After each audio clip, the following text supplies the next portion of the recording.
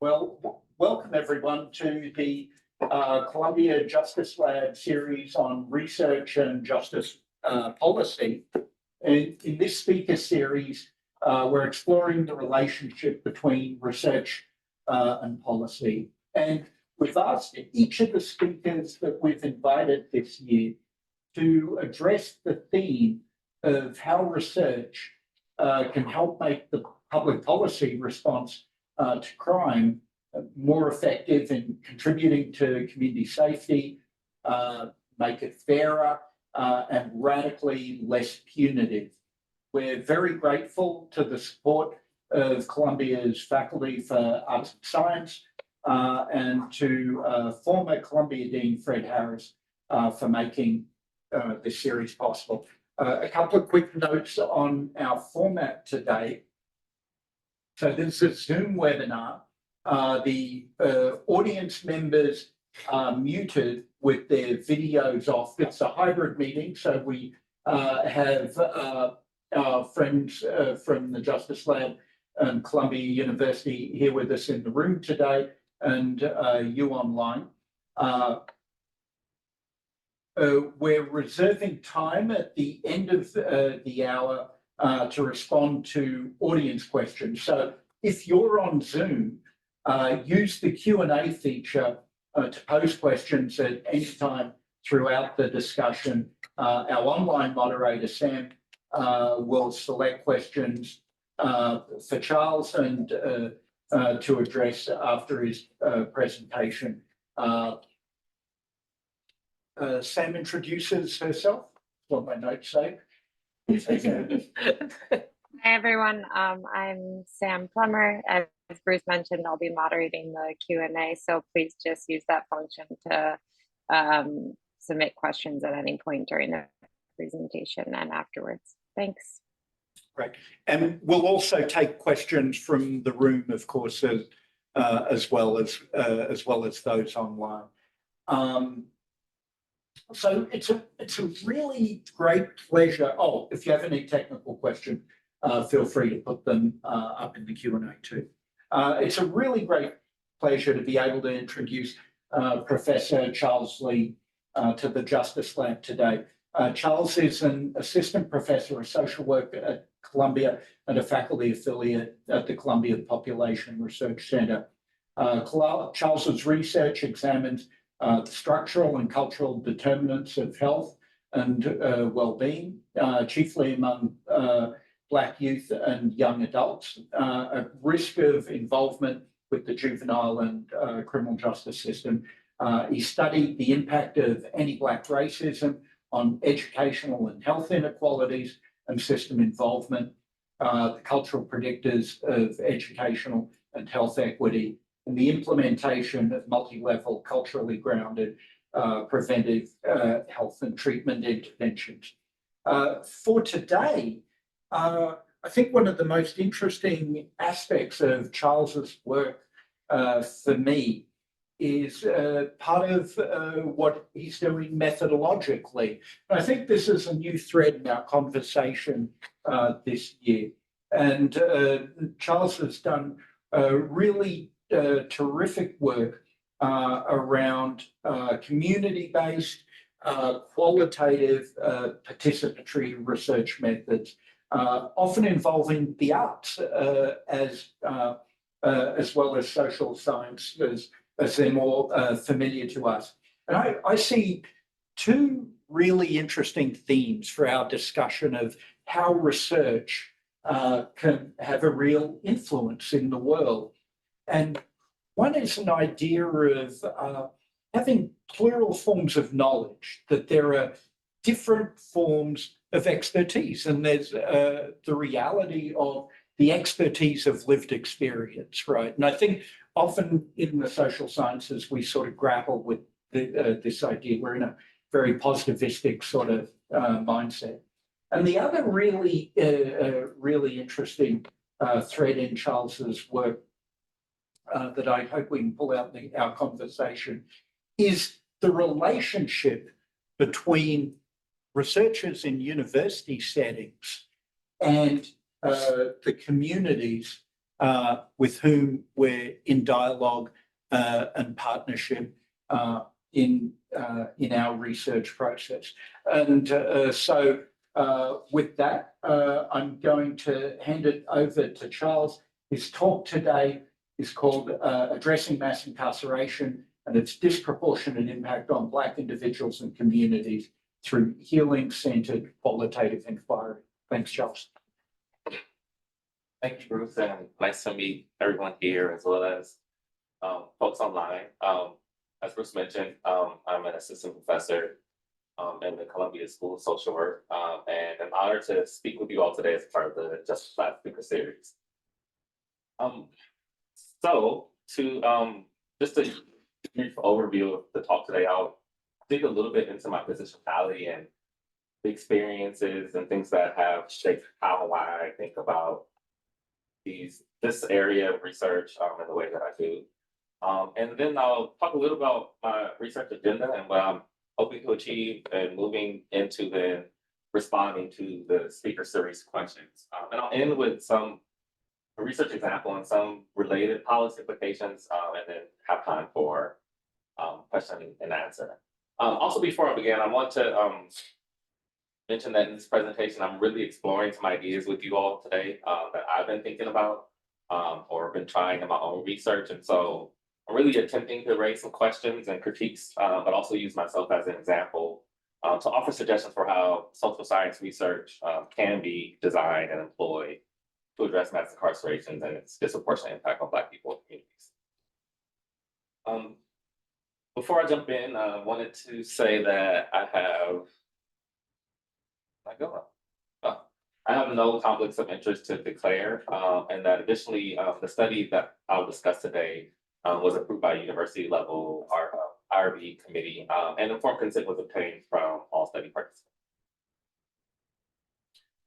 So to jump in a bit to my positionality, my interest in understanding and addressing mass incarceration and its disproportionate impact on Black people and communities really stems from my childhood experiences in a racially segregated and socioeconomically marginalized community in California. During the 1960s and 70s, my family migrated from New Orleans, Louisiana to the Bay Area, California. I was born in the early 80s, I won't say which year, but during that time and growing up, I witnessed firsthand how Black people in my family, as well as in my communities, especially emerging adult Black men, contended with police brutality, incarceration, recidivism, drug addiction, and other health issues like depression, HIV, and so forth. A lot of these were mostly due to the war on drug policy and practice mechanisms that impacted many Black communities, especially in California. But at the same time of witnessing those harms, I also witnessed the personal and collective assets and social cultural supports that these individuals and communities possessed and used to buffer the impact that these racially oppressive mechanisms had on their health and well-being. This motivated me to pursue an undergraduate degree in sociology and graduate degrees in social work because I wanted to make an impact on the lives of the young Black men involved with the criminal legal system. Before attending college, I used to blame these young men and individuals in my family and community for their continual involvement in the criminal legal system. It wasn't until I went to undergrad and graduate school that I really learned about these larger social structural factors that really shape behaviors and decision-making at the individual level. Additionally, through my personal or professional experiences as a mental health counselor with racial, ethnic, minoritized young people and adults in the educational community and school settings, as well as an evaluator of multi-state reentry, school reform, workforce and youth development policies and programs, I saw how the early childhood experiences I witnessed extended beyond my family and community to other geographical contexts across the United States, but also the ways in which many organizations and institutions face many challenges in their attempts to support people who were returning back to community settings following a period of incarceration. So in all these experiences collectively really increased my understanding of the links between structural and systemic racism and mass incarceration, their adverse impact on the health and well-being of Black people and communities, and the transformative impact of radical healing. So with that, my program of research therefore interrogates how anti-Black racism and carceral logics create conditions in community settings that sustain racial health inequities and disparities in incarceration and recidivism among Black people, particularly emerging adult Black men. It also examines the influence healing center interventions, programs, and practices have on their health and well-being, as well as criminal justice processes and outcomes. Additionally, I also examine and reflect upon the utility of community-centered methodologies in promoting equity and justice within research processes, as well as social change efforts. All in all, the goals of my research and scholarship are to co-develop knowledge that inform theory, the development, implementation, and dissemination of multi-level health or healing-centered health promotion and prevention interventions, and the dismantling of punitive policies, programs, and practices that perpetuate harm, racial inequity, and legitimize the system of mass incarceration. I center my work on Black people, especially emerging adult Black men, given their perpetual involvement in the criminal legal system, despite decades of research and policy and practice strategies aimed to address their disproportionate involvement. For me, centering Blackness refers to prioritizing, emphasizing, and valuing Black perspectives, experiences, and cultures in various contexts, including but not limited to social, political, educational, and economic spaces. Centering Blackness is grounded in the recognition that Black people have historically been marginalized, oppressed, and excluded from mainstream narratives and decision-making processes, wherein addressing their specific needs and challenges is essential to dismantling racism and promoting racial justice. In the quote below, Bailey and colleagues argue that any account of structural racism within the USA must start with the experiences of Black people and the indigenous people of North America. It was on these two groups that the initial colonizers of North America first promulgated genocide and enslavement and created both legal and tacit systems of racial oppression. Qualitative inquiry is core to my research because it emphasizes depth and context in valuing and is valuable in examining complex social issues such as racism. It also centers racially minoritized and marginalized voices and generates rich, detailed, translatable knowledge. It therefore helps me to develop a better understanding of the deeper, often hidden social structures and forces that create, sustain racial inequity among Black people involved in the criminal legal system, and ensures that my studies are not only about people, but with and for them as well. I use Black storytelling as a methodology in my work because it enriches the research process and contributes to a more inclusive and representation of and understanding of social realities of Black people and communities. Black storytelling in particular is a cultural practice that is deeply rooted in African diaspora traditions, emphasizing the importance of context, the relational nature of knowledge, and the interconnectedness of personal, communal, and historical in the construction of knowledge. In the book, Recovering Black Storytelling in Qualitative Research, Tolliver explores the power and significance of storytelling within Black communities as a methodological approach in qualitative research. The core argument centers around this concept called endarkened story work, which is grounded in recognizing Black epistemology or ways of knowing and storytelling traditions as legitimate and powerful means for conveying knowledge, understanding and experiences. The term endarkened was deliberately chosen to counteract traditional academic and societal biases that often privilege Western Eurocentric perspectives and methodologies, and to highlight the value and depth of knowledge that emerges from Black and other marginalized communities. Endarkened story work in particular involves several key principles and practices, and this includes centering Black voices and experiences, valuing storytelling as epistemology, emphasizing cultural and historical context, contributing to resistance and liberation, prioritizing ethical considerations and reciprocity, and applying an interdisciplinary approach. So for me, by centering Black storytelling in my research, I commit to a process that not only seeks to understand the world through the rich, complex, and nuanced narratives of Black individuals and communities, but also to challenge the academic status quo by insisting on the validity and necessity of diverse methodologies and epistemologies and exploring mass incarceration and its effects. So this brings me to the guiding speaker's question. And thinking about the focus of my and approach of my research, I paused initially when receiving the speakers series question because I felt that before I could answer the question of whether and how social science research can contribute to the reversal of mass incarceration and the development of alternative models of community safety, that I must first discuss the harms of social science research and how it has perpetuated racial disparities in the criminal legal system, particularly among Black people, as well as inform policy and practice strategies that are rooted in surveillance and punishment. So as many of you all may be aware, there's several research studies that have contributed to racial disparities in mass incarceration, either directly influencing racist and punitive policies and practices, or by reinforcing racial stigma and biases. While the intent of some of these studies might not have been to perpetuate racial disparities, their interpretations and/or misapplications have had significant impacts for decades. One being the super predator theory. And so, as you all might be aware, in the 1990s, the term super predator was coined to describe what was predicted to be a wave of youth criminals who were remorseless and violent.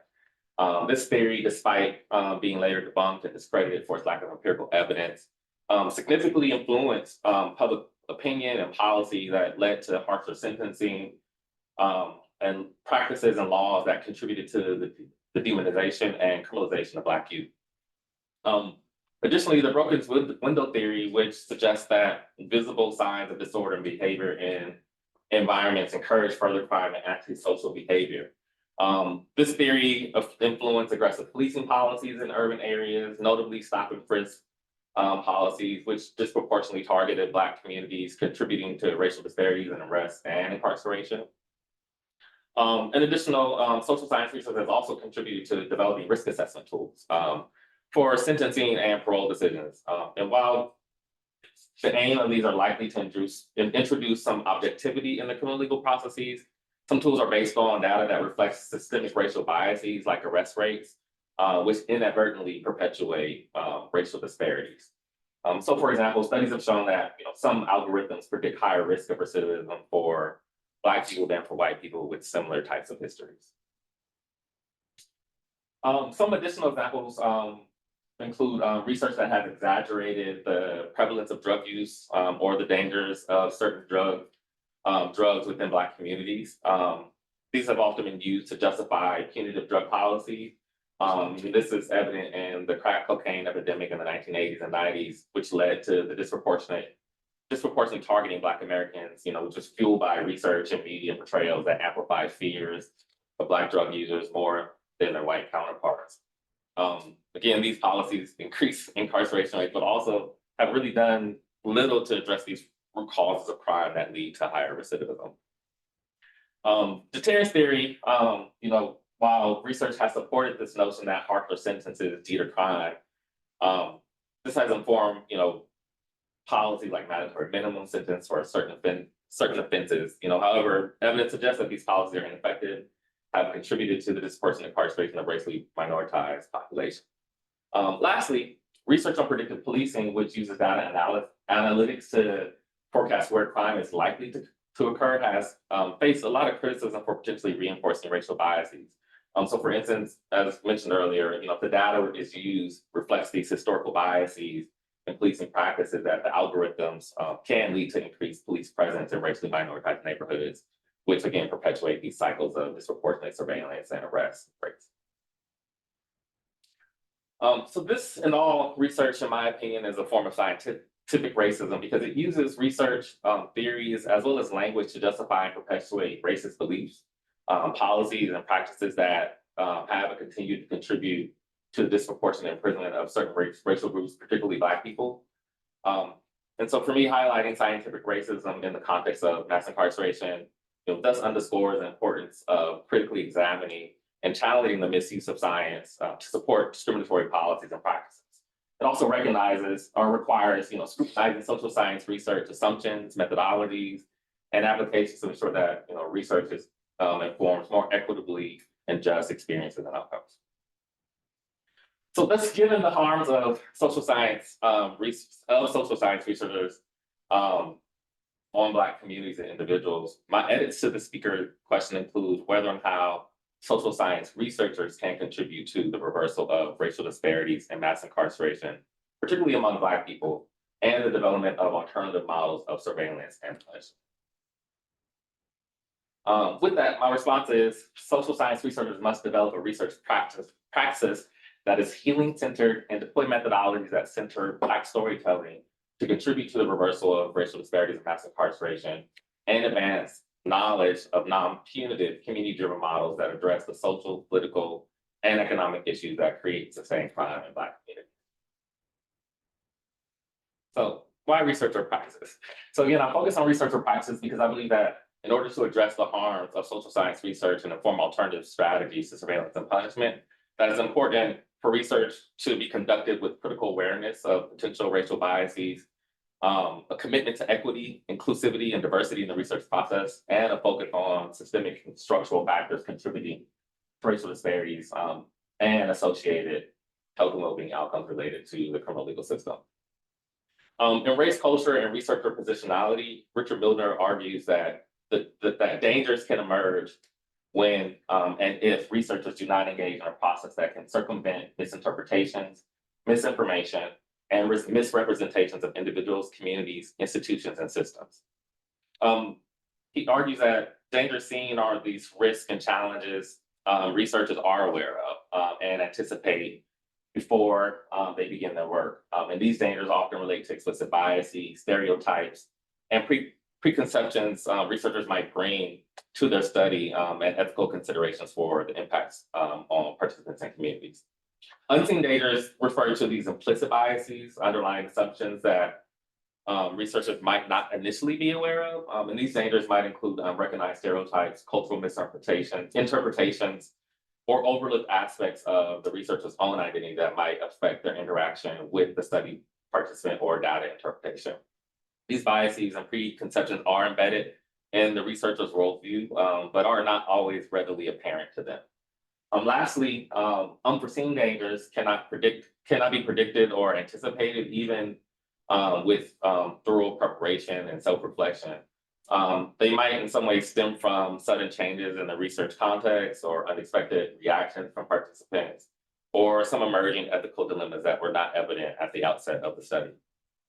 In all, Milner argues that to conduct ethical and equitable research, particularly in the sensitive areas of race and culture, researchers must continuously engage in self-reflection and positionality analysis. And this involves recognizing and addressing seen and unseen dangers while being prepared to navigate those unforeseen challenges. So in considering Milner's work, framework, and call to action, I have attempted to contribute to reversing racial disparities and mass incarceration and developing alternative models to surveillance and punishment through what I'm calling the Healing, Empowerment, Abolition, and Liberatory Justice Research Praxis Framework. This framework in many ways represents a holistic approach, emphasizing the role of research and not just understanding the world, but actively participating in its transformation towards greater justice and equity. It challenges traditional research paradigm by prioritizing the healing and empowerment of communities, advocating for abolition of oppressive systems, and working toward liberation of all individuals and communities. Again, as I mentioned earlier, this is an exploration for me. As I learn, I'm constantly refining my ideas and approaches to ensure that my scholarship is deeply rooted in understanding and addressing anti-Black racism, mass incarceration, and the health and well-being of Black people. Yet while emergent, I believe and hope that what I share can be useful for others who question these same racist and carceral logics within research, but also seek to promote justice or find traditional approaches lacking in their program of research. So in terms of healing, healing is a foundational element of the framework because it recognizes that addressing historical and ongoing injustices require more than just structural changes. It also necessitates healing from psychological and spiritual wounds inflicted by these injustices. Thus, the aim is to create a healing-centered research process for both participants and the researchers. French and colleagues define radical healing as being able to sit in a dialect and exist in both spaces of resisting oppression and moving toward freedom. This like the framework I'm proposing, is a holistic approach to addressing trauma and promoting health equity among individuals and communities impacted by structural and systemic racism. It also focuses on cultivating critical consciousness, radical hope, strength and resistance, cultural authenticity, and self-knowledge, and lastly, collectivism. In terms of research, it incorporates therapeutic and culturally sensitive methods that prioritize participants' emotional and psychological well-being. And so methods might include narrative inquiry, where participants share their stories in healing contexts, or participatory action research that involves members of in the community, community members in the research process to foster collective healing. Art-based methods and artistic expression also offer some unique insights into the human experiences and can facilitate healing, empowerment, and social change through research. Empowerment recognizes that healing cannot be fully recognized without addressing the underlying power imbalances and structural inequities that contribute to them. And so it values and centers the voices and experiences of marginalized individuals and communities and aims to equip them with knowledge and skills necessary to understand their social conditions and advocate for their rights and well-being. In Black empowerment, social work, and oppressed communities, Barbara Solomon explores the concept of empowerment within social work, particularly focused on African Americans and other oppressed communities. And she states that empowerment means acknowledging and enhancing that have been the basis for survival of Black families despite tremendous suffering and hardship, and that feelings of powerlessness internalized because of negative valuation by the larger society must be changed. And so in the research context, empowerment is a means to address these systemic inequities, enhance participant agency, and also to contribute to meaningful change. Researchers who engage individuals and communities as co-researchers, commonly through participatory action research designs, and also employ collaborative data collection and analytic methods that respect the norms and practices of communities being studied, could align with what I'm calling empowerment. Next, abolition represents a commitment to challenging and dismantling oppressive systems, such as the prison industrial complex, systemic racism, and other forms of institutionalized discrimination. And it also focuses on the creation of equitable and sustainable alternatives to surveillance and punishment. According to Ruth Wilson Gilmore, abolition is not about absence, but presence.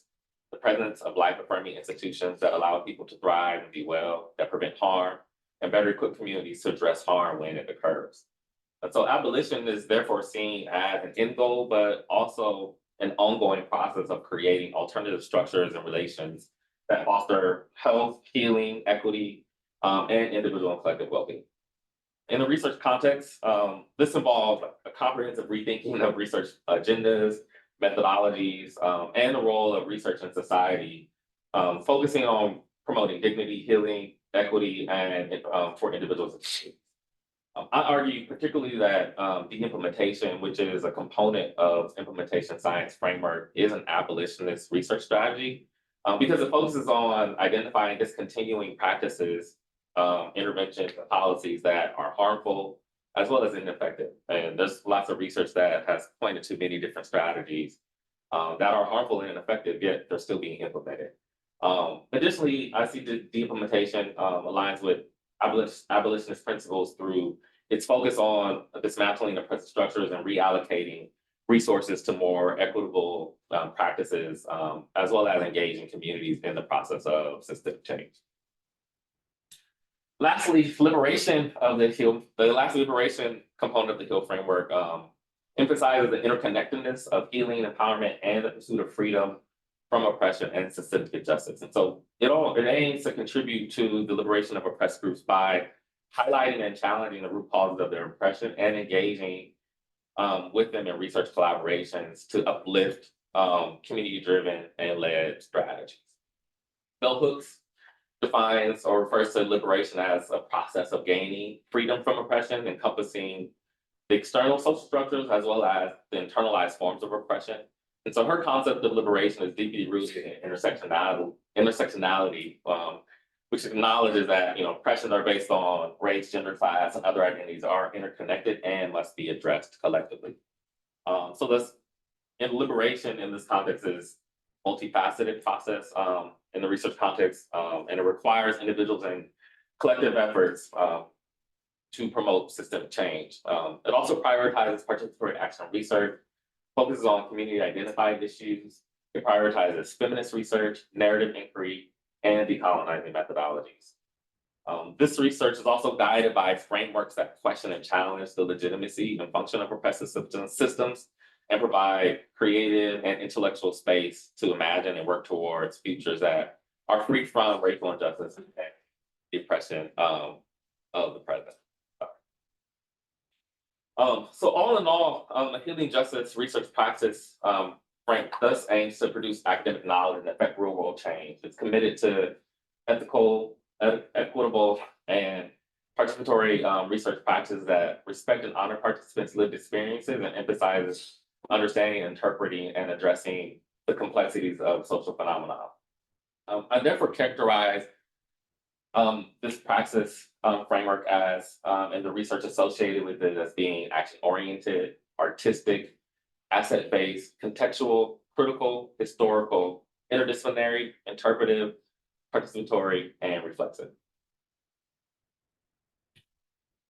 So now I want to transition into discussing a study focused on criminal justice among emerging adult Black men in the urban community. While I'm still learning how to incorporate aspects of this emergent healing justice research practice framework through my studies, it's not always possible to think about each piece of the framework within one study, as I'm not always, for instance, able to do a participatory action research, and maybe that's not always the best way to approach the topic being studied.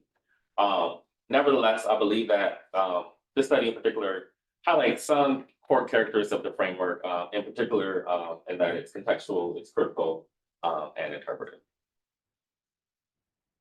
I won't jump into a lot of background so we can have more time to chat. But the purpose of the study was to examine how formerly incarcerated emerging adult Black men perceive their reentry to an urban community to shape their criminal justice processes.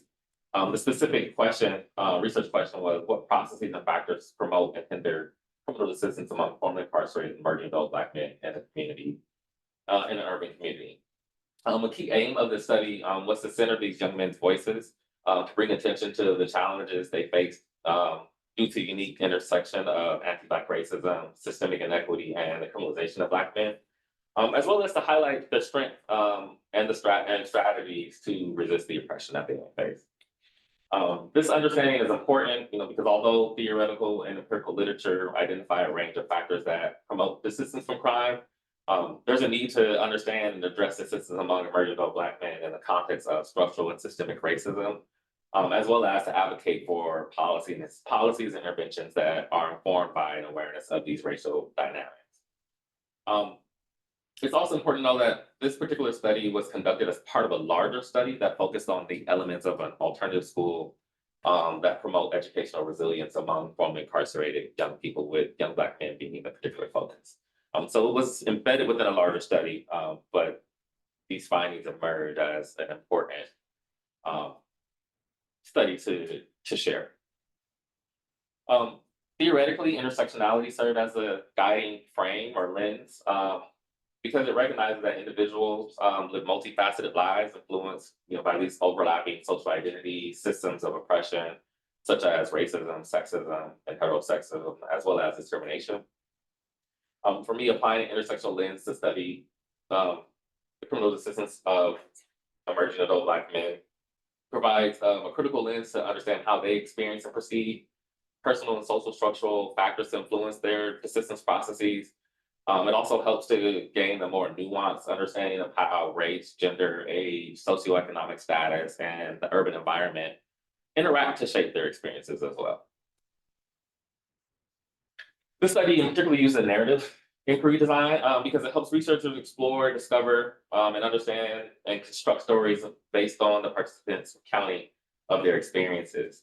One way to think about narrative inquiry is to think of how participants use stories to interpret their experiences of the world, or of a certain event, or of the world in general. While there are many types of narrative research designs, I use a thematic narrative approach because it centers around the idea that individuals live story lives And by recollecting these stories, they make meaning of their lives, and knowledge is produced through this process.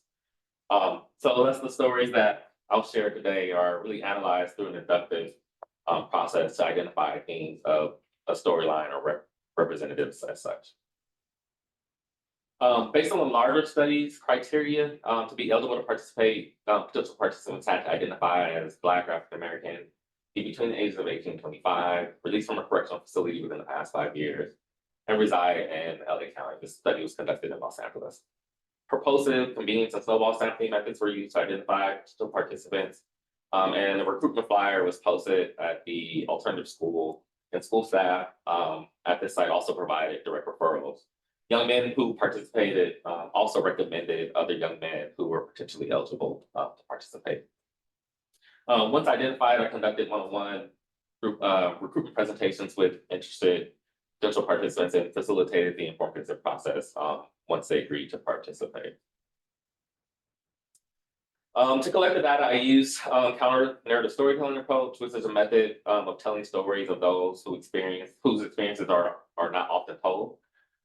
These counter stories can be used to expose, analyze, as well as challenge deeply entrenched narratives and characterizations of racial privilege.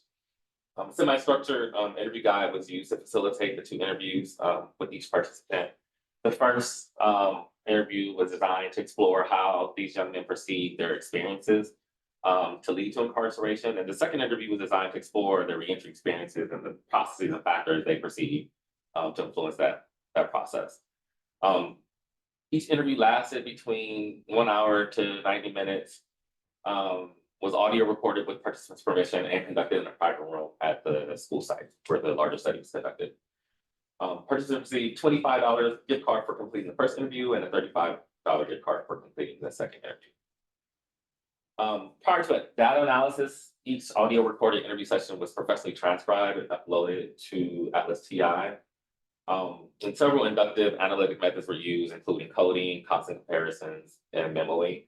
And while these particular strategies are typically associated with grounded theory research, they're nonetheless inductive and comparative and have been widely used throughout many different types of qualitative research studies.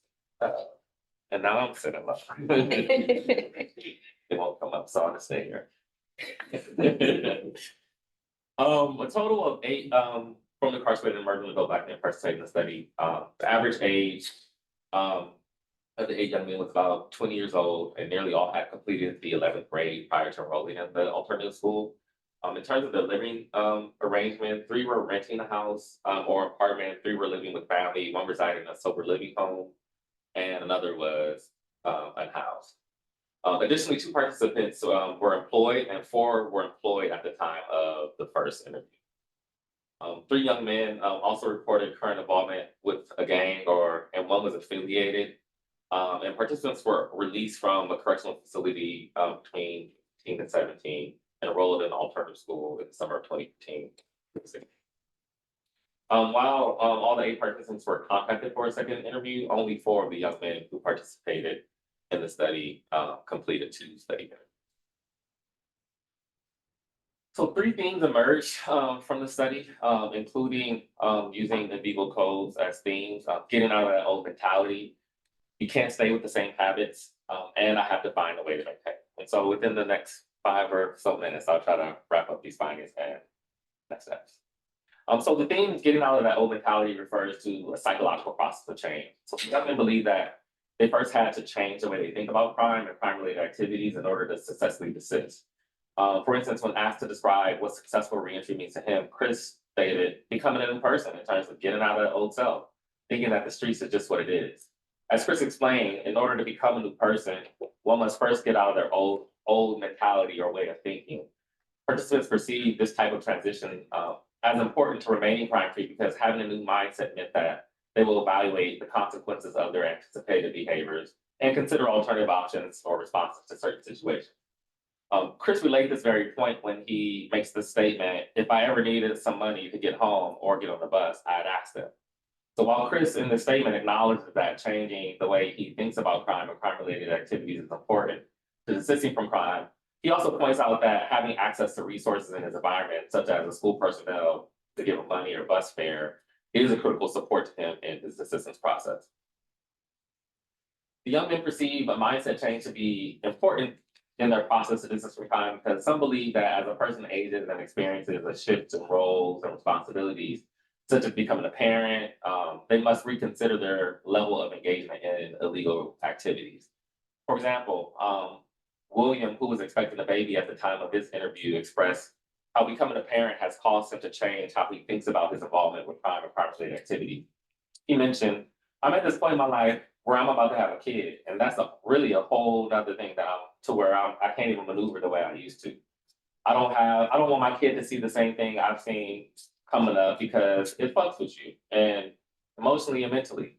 So it's not more on how I gotta portray myself.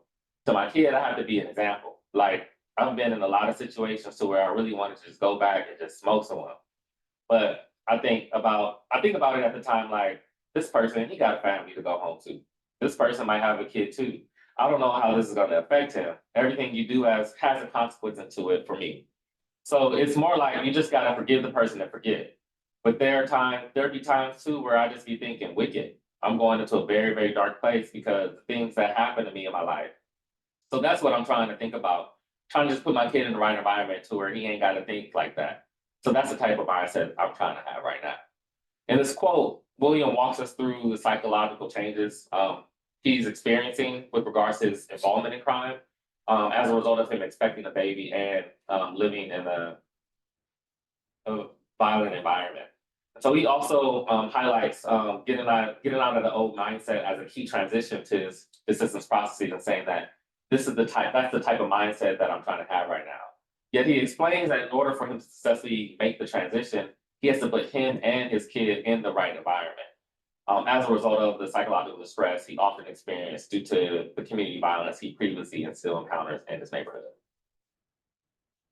The second thing, you can't stay with the same habits, refers to behavioral changes such as avoiding risky situations, typically those involving peers. Specifically, the young men perceive their peers as a major risk factor to them getting off probation and remaining crime-free because crime and crime-related activities were common given their connections to gangs. Some young men therefore consciously avoided their peers who were known to engage in illegal activities. For instance, Joshua, who was still involved with this gang at the time of his interview, stated that he's been trying to disassociate with some members of his gang as leaving was not an option.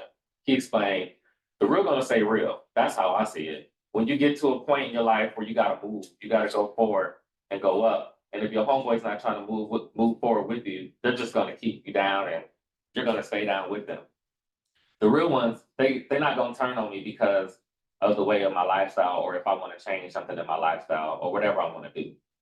And so avoiding members of his gang was important to Joshua because he perceived that they can keep you down if they aren't real homies, meaning if they are real, they'll support you as you grow and change throughout the life course, even if that means leaving the gang.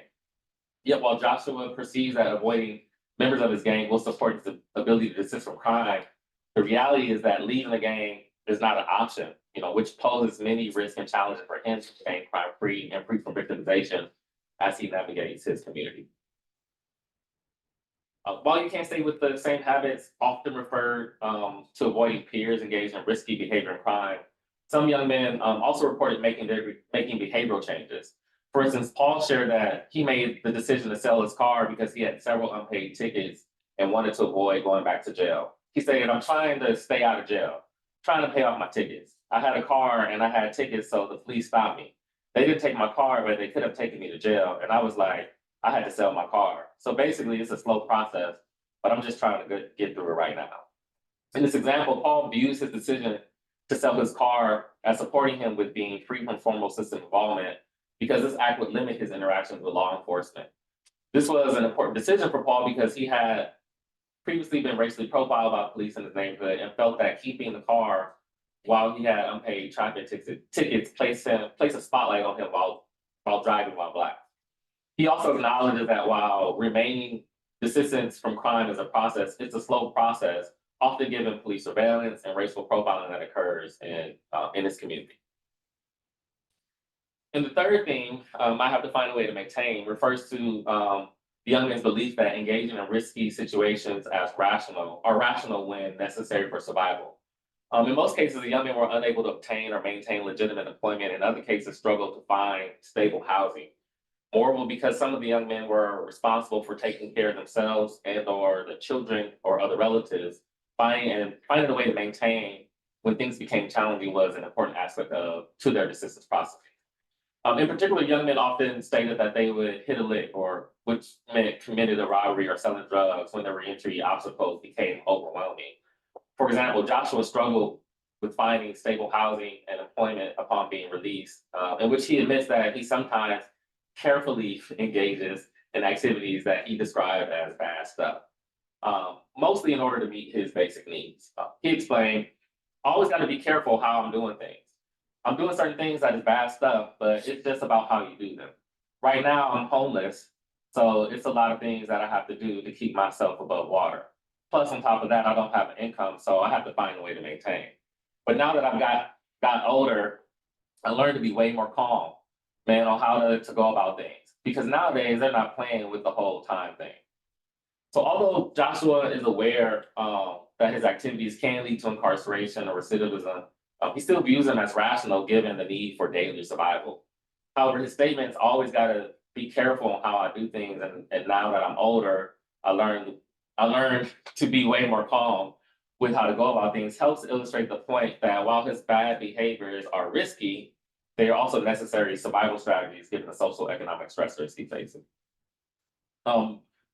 Lastly, as discussed by Josh and Chris, obtaining legitimate employment was a major reentry obstacle for many young men, wherein some perceived that employers did not hire them because of their criminal histories. Thus, although the young men expressed that they were seeking employment, they all believed that obtaining legitimate employment was out of reach for them to address. So to address these barriers to employment, Paul, for example, stated that he stopped checking the yes box on job applications when asked if he had ever been incarcerated or convicted for a crime. He explained, every time I get a job, I have it for a few months, and then they call me in and be like, well, you have a record and you didn't tell us that you have a record. I wouldn't check the box because I feel like they ain't gonna hire me because most places don't. And and then it's just so frustrating. I feel like I failed at life real quick. So I feel like anything I tried after that, being incarceration, was gonna be hard and almost too much energy. In this example, like Paul admits to checking the box, to not checking the box on job applications because, again, he felt that his criminal status prevented him from obtaining legitimate employment. He also perceives his incarceration experience to alter his life, his chances of success in life post-release. As he stated, I feel like anything I tried after that was going to be hard. Thus, although not checking the box prevented him from maintaining employment, he saw his decision as rational because he did not receive a call back when he previously checked yes. However, constantly losing his job posed some threats to his social and emotional well-being, as these experiences caused him to feel like he failed at life. So in conclusion, these findings in many ways highlight several factors that emergent adult black men perceive as important to promoting assistance, which includes age, personal agency, parenthood, employment, and a connection to pro-social peers and caring and supportive adults. However, social structural conditions in their community hinder their criminal assistance processes because Black economic and social opportunities force them to rely on crime-related activities for survival. They thus perceive their engagement in these activities as a rational means to establishing their resistance and strength in the face of structural racism. Future studies examining emerging adults' criminal assistance processes in these socially and economically marginalized communities should continue to apply intersectional lens as it considers the role and influence, again, of the racialization of crime in these communities and how that shapes the assistance processes and behaviors and perceptions of young men. Moreover, studies that can inform the development and implementation of multi-level, age-specific, and culture-grounded community-based strategies with this population is critical for promoting their assistance from crime and dismantling these racially discriminatory policies and practices that pose a threat to their progress. In terms of policy implications, these findings from the study highlight the need for comprehensive policy strategies that address structural and systemic barriers, as well as support for individuals and collective pathways to assistance. So by implementing policies focused on non-reformist reforms of the criminal legal system, those that enhance educational and economic opportunities, improve community and social networks, as well as directly address systemic racism. Policymakers and others can contribute to more equitable outcomes and support successful reentry or reintegration of formerly incarcerated individuals, particularly emerging adult Black men in urban communities. In terms of limitations, the study design, which focused on an alternative school setting, did not allow me to observe the young men's experiences directly outside of the setting, which prevented me from developing a thick description of the role of these external factors beyond just the interview setting. Again, research could be another limitation, given that, again, the larger study relied primarily on observational data, wherein I was able to engage and connect with some of these young men prior to conducting interviews. The propulsive selection process that included convenience and snowball sampling strategies also make the study subject to selection bias. And although it's not the intent of qualitative research, this study finding cannot be generalized across settings, but hopefully what is learned can be translated to understanding the experiences of young Black men in other contexts. And with that, I will close for question and answer.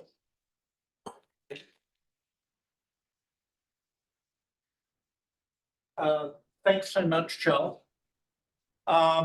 Before turning to Sam and questions online, I'll turn to our audience in the seminar room and see, do we have any questions for Sam? Sure. Thank you. This was really wonderful. I really appreciated it, and learning a little bit about your background too of working in social work settings and in therapy settings, and then going for a researcher setting. What you spoke about in these young men talking about a change of mentality echoes a lot of the programming, the therapeutic programming that's put into prisons, right? Like the changes model. But what they're talking about seemed to be something a little bit different, right? Than that, of just it's a choice to do crime, choose differently.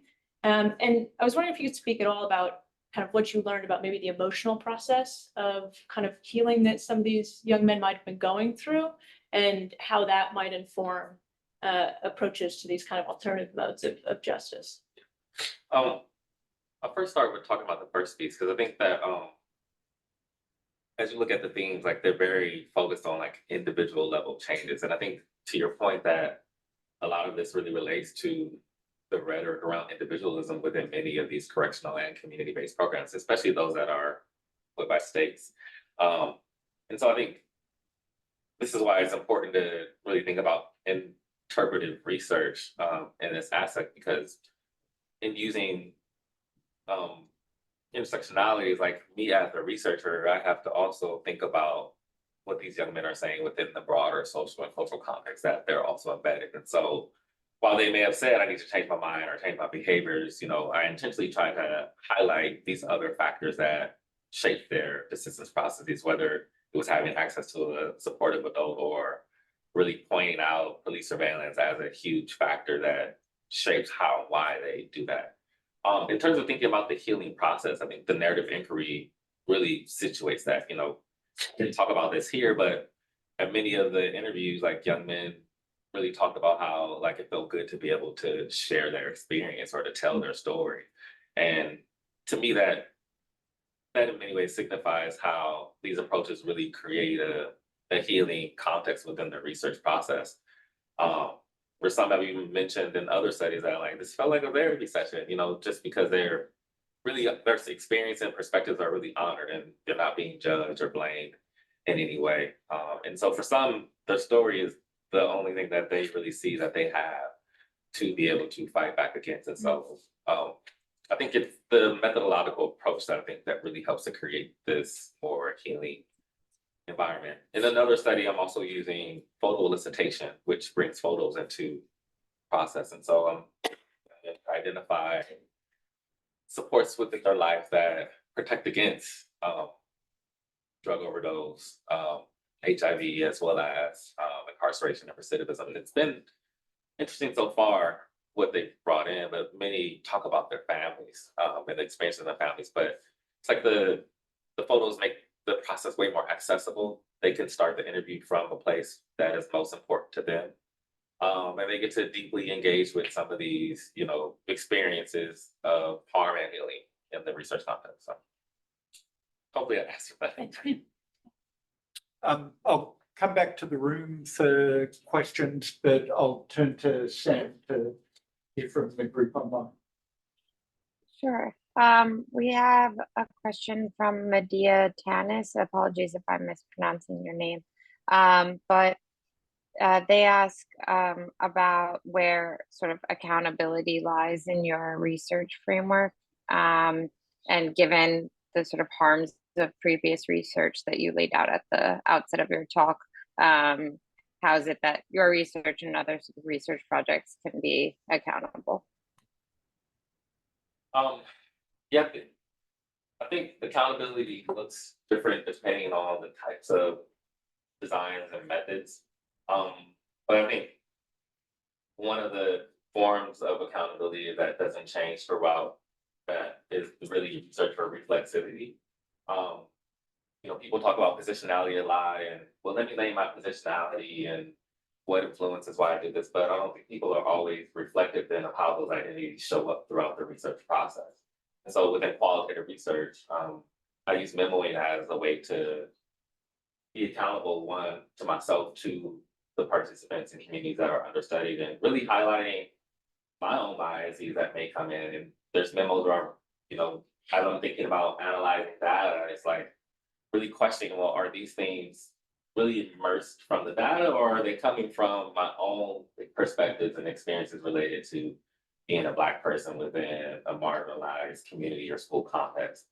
So I think that is the form of accountability that can go across any type of study. I think, of course, then it looks different when you're thinking about participatory action research and all those things. And I don't have all the answers of what that could fully look like right now, but I think that accountability is a core piece of this. And this is the whole piece around proposing or really challenging and thinking about research or praxis, versus thinking about the next study that we should be doing to address these particular issues.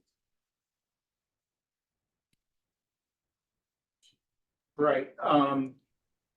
Let's see, maybe Sam, do you have another question that you want to share from the online group? Sure. We have a question about how whether, I guess, you run into sort of policymakers or other audiences dismissing your research as anecdotal, or what sort of critiques you've had, given that your methods are a bit sort of unconventional in social science research, broadly speaking, and how you've responded to those critiques, if you've received them. Yeah, and I just had a thought about accountability that I'll come back to. But I would say that it's not just policymakers or practitioners, it's also academics, like, as we mentioned earlier, like social science is very rooted in this whole positivistic paradigm where thinking about, us being separate from research participants. And I think that there's lots of challenges that come in, as we think about IRB processes, as we think about, even publishing some of this work in academic journals.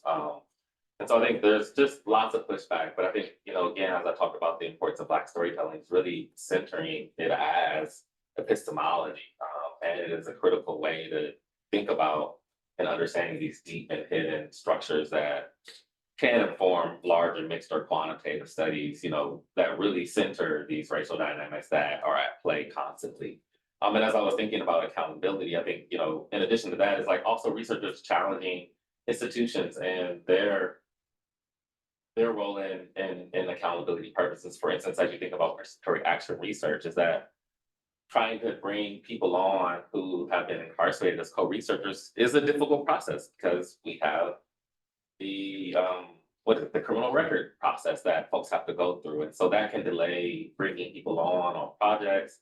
And so it's like thinking about my own accountability, but thinking about like how are the institutions that we work for are accountable to the communities and participants that are engaged within our study.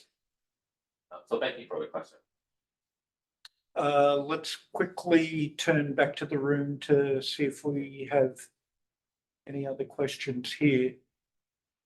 We're nearly at time, but I'll see if I can sneak in one last question. I think one in the discussion of policy at the end, one thing I take away is the importance of sort of social structural supports entirely outside of the context of the system. Things like income support, expanding educational opportunities, healthcare, and things like that. It's material well-being, and that came through in the interviews as well. Material well-being is a really important part of the persistence process, and so on. In among the people you're talking to, that strikes me, and I share that view, and I've worked on that too. It strikes me as a really challenging political problem, because in the context of American social policy, people have to be morally deserving in the political calculus to be beneficiaries of safety net policies and social policy generosity. Can the research tell us something about these politics, the politics of redistribution, that could help us address this challenge of sort of the moral deservingness of people as beneficiaries of social policy support? Yeah, for some reason I'm thinking a lot about these collateral sanction policies that, like we're thinking about people who are formerly incarcerated or returning and who've served time, but yet there's thousands of policies enacted that ban them from accessing these material services or needs. And so I think that in thinking about the policy realm, is like, well, how do we critically examine these policies in ways to focus on de-implementing them? And that's why I highlight the implementation and the implementation science as being critical to this, because policy implementation influences practices that are implemented on the ground. And I think as we think about the healing framework, as we think about prioritizing the voices of minoritized and marginalized communities, really bringing them about and allowing space for them to share their experiences with these types of punitive policies that extend beyond the criminal legal system. And so I think an intentional focus on these policies, not only thinking singularly, but thinking about the interconnectedness of them, because again, what happens in schools shapes what happens in criminal legal systems, juvenile legal systems, healthcare systems, and so forth. And so I think thinking about the interconnectedness of systems and not just focusing solely on one system is a way to go about thinking about how do we socially and structurally create change that increases access to these material goods that are deserving of people who have served their time. And so I think that some of that is dismantling, and some of that is what many call these non-reformist reforms. And so really trying to think about things that aren't going to perpetuate surveillance or punishment, but are truly holistic and focused on individual and collective well-being.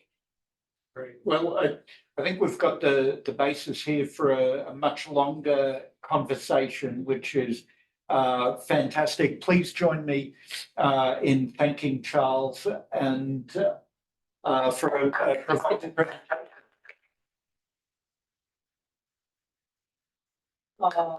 Our next talk will be on March 4th at noon, and we'll be speaking with Emily Wong, who is a professor at the Yale School of Medicine. She directs the SACE Center for Health and Justice. This will be a remote talk, so we'll see you online next month. Thanks a lot.